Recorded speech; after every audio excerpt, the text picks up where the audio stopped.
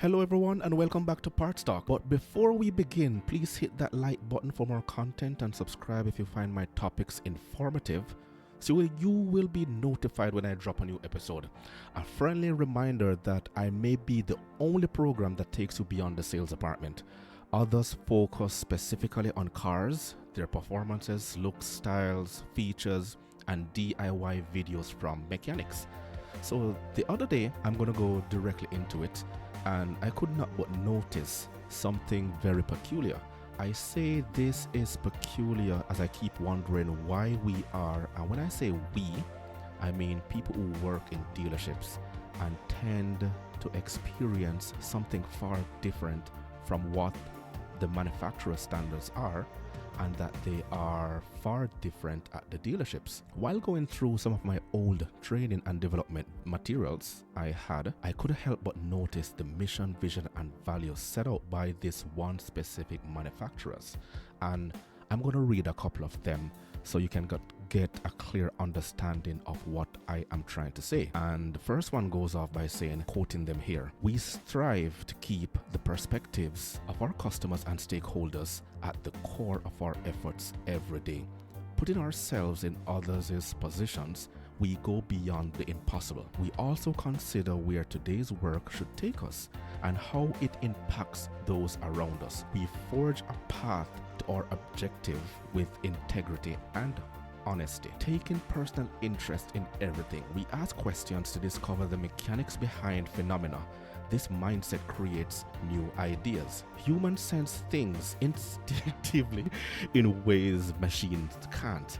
We bring together hard data while personally seeing, feeling, and interpreting the situation, exercising Genchi Genbutsu to discover the most creative and best solutions quickly." Genchi Genbutsu in Japanese means go look, go see. Today and every day we take ownership to sharpen the skills of ourselves and each other with the heart, mind, and body to meet every evolving needs of our customers. We believe in the natural ability of people to change things for better. Every improvement, regardless of size, is valuable, encouraging both incremental and breakthrough innovative thinking. We seek to evolve with Kaizen.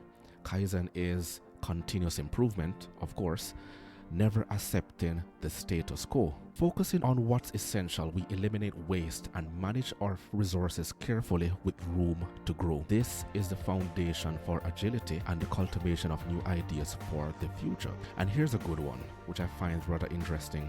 We welcome competition without ego. It pushes us to improve and better service our customers and society, creating more value and a better experience. No work is solitary. No job is a one-person endeavor. We make the most of diverse perspectives and turning differences into fortitudes as one team. With a fundamental respect for people, we create an environment where all feel welcome, safe, and heard, and everyone can contribute their best towards meaningful goals. We owe our existence to our customers, members, partners, stakeholders, and communities. We say thank you to everyone we encounter. This was all under the headings for 1. Act for others. 2. Work with integrity. 3. Drive curiosity. 4. Observe thoroughly. 5. Get better and better. 6. Continue the quest for improvement. 7. Create room for growth. Number 8. Welcome competition. 9. Show respect for people. And 10. More importantly, thank people. I could not help reading this out. This especially when you have former employees saying things like the clip I'm about to play right here. I used to work in a car dealership, and boy, I got some tea to spill. Let me tell you, if the salesperson is telling you they're giving you warranty and things like that, tires and wheel protection, don't fucking get it. Because what they're doing is actually making you spend more money on these unnecessary warranty and protection that actually comes with the factory already. So when you purchase the car, you actually are supposed to get those warranties. And basically, they're just lying to you and put on more fee to you so they can make more money. And when you go to the finance room and they give you a specific interest rate, do not ever say yes to the first rate that they tell you, because it's actually a fake rate, just like how the salesperson do it. We're here to rig you. Don't forget to follow me for more because that was the most toxic job environment I've ever been in. So many lies and deceiving. So there you have it. That's a former employee. And it doesn't stop there. You also have customers who will find it socially acceptable to voice their complaints on social media. And this is the norm today. So let's go into this reaction right here. Oh my god. So I took my car in to Toyota because I was getting new wheels put on, and then I was getting a detail. And that's like the main reason why I took it, because it was real dirty and gross.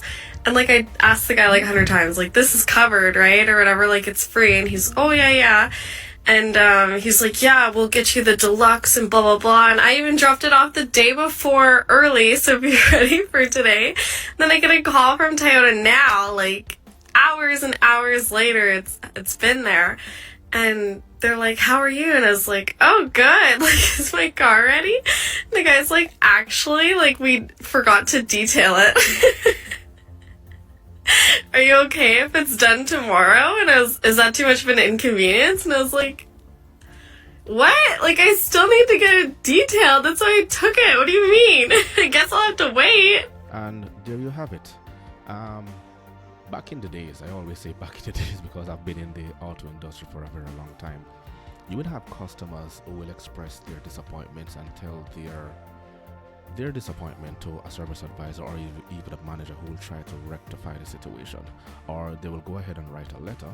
That letter will be dealt with by the customer service manager or the department manager themselves. However, with the advancement of technology now, it makes it far more difficult because customers will now go ahead and release their frustrations right out there in the public to see and judge.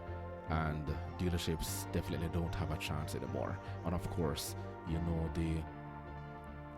the ratings, the Google reviews, Yelp, all these other mediums are used to rate the performances of dealerships online, so the world will see exactly how these dealerships are ranked based on the customers' perspectives. So they're all over social media. And if you think things are bad, try reading about the bad experiences from both current and former employees on places like Reddit, Quora Digest, or some Facebook groups.